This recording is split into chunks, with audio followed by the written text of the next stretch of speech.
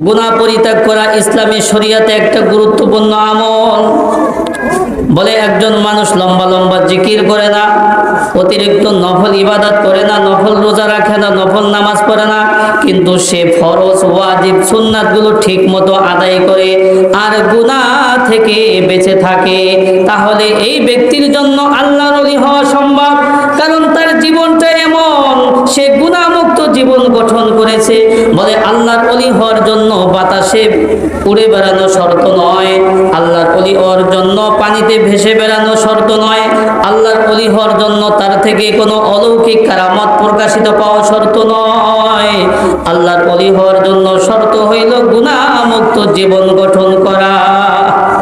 আল্লাহ পাক রব্বুল আলামিন বলেন, ওয়ামা কানু আউলিয়াহু ইন আউলিয়াহু ইল্লাল মুত্তাকুন। আল্লাহ পাক রব্বুল আলামিন বলেন, যারা গুনাহমুক্ত জিন্দেগি গঠন করবে তারা আল্লাহ তাআলার খাস বান্দা, তারা আল্লাহ তাআলার ওলি হয়ে যাবে।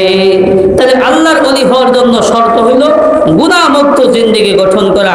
আমরা অনেক ইবাদত করতে পারি না, ফরজ ওয়াজিব সুন্নাতগুলো ঠিক মতো আদায় করব, সাথে সাথে গুনাহ থেকে বেঁচে থাকবো।